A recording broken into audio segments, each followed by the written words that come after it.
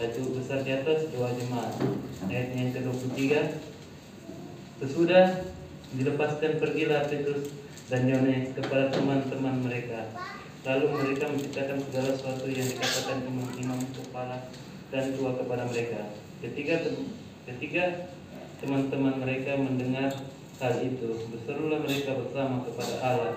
Katanya, ya Tuhan, Engkaulah yang menjadikan langit dan bumi, laut dan segala isinya. Dan oleh Roh Kudus, dengan perantaran hamba-Mu, Daud Bapa kami, Engkau telah berfirman, mengapa rusuh bangsa-bangsa, mengapa suku-suku bangsa, mereka perkara yang sia-sia. Raja dunia bersiap dan para pembesar berkumpul untuk melawan Tuhan dan yang diurapinya. Sebab sesungguhnya telah berkumpul di dalam kota ini Herodes dan Pontius Pilatus, beserta bangsa-bangsa dan suku bangsa Israel melawan Yesus, hamba-Mu yang kudus, yang Engkau urapi, untuk melaksanakan segala sesuatu yang telah Engkau tentukan dari semula oleh kuasa dan kehendak-Mu. Dan sekarang, ya Tuhan, lihatlah bagaimana mereka mengancam kami, dan berikanlah kepada hamba-Mu keberanian untuk memberitakan firman-Mu. Ulurkanlah tangan-Mu untuk menyembuhkan orang lain di hadapanku. Jangan membuat bagiku patung yang menyerupai apapun yang ada di langit di atas, atau yang ada di bumi di bawah, atau yang ada di dalam air di bawah bumi. Jangan sujud menyembah kepadanya, atau beribadah kepadanya. Jangan menyebut nama Tuhan Allahmu dengan sembarangan, sebab Tuhan akan memandang bersalah orang sebagainya, ataupun menolak sesuatu atas tanggung jawab peranan yang diberikan.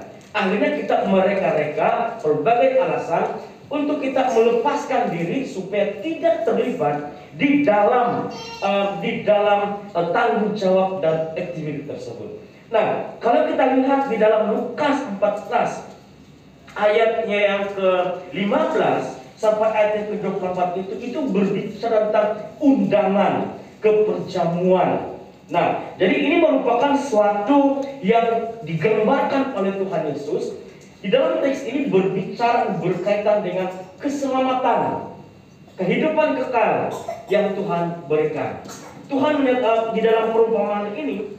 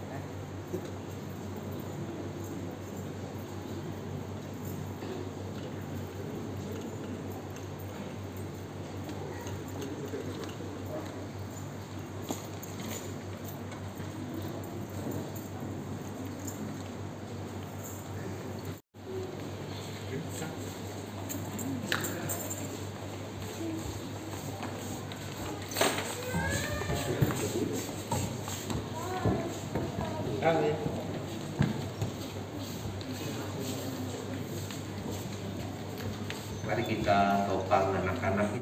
Sungguh kami bersyukur kalau kebaikan-Mu itu nyata di hidup kami, membawa kami ada di altar-Mu menyembah Engkau Allah yang Maha Kudus.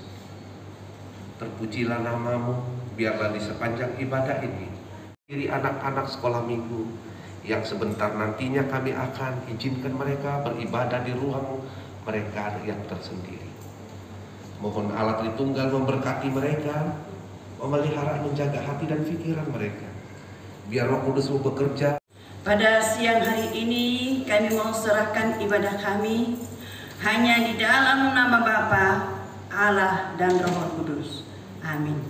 Saya percaya.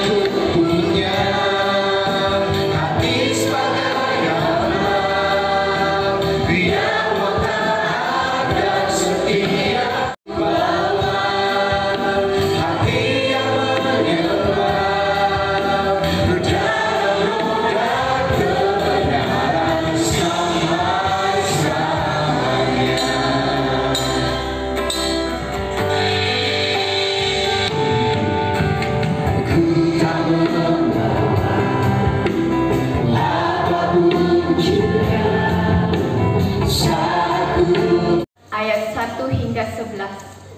Saya ulang. Yeremia 13 ayat 1 hingga 11. Tajuk besar di atas ialah ikat pinggang yang menjadi lapuk. Ayat yang pertama. Beginilah firman Tuhan kepadaku. Pergilah membeli ikat pinggang lenan, ikatkanlah itu pada pinggangmu, tetapi jangan kau celupkan ke dalam air. Maka aku membeli ikat pinggang seperti yang difirmankan Tuhan, lalu mengikatkannya pada pinggangku. Sesudah itu, datanglah firman Tuhan kepadaku untuk kedua kalinya, bunyinya, ambillah ikat pinggang yang telah kau beli dan yang sekarang pada pinggangmu itu.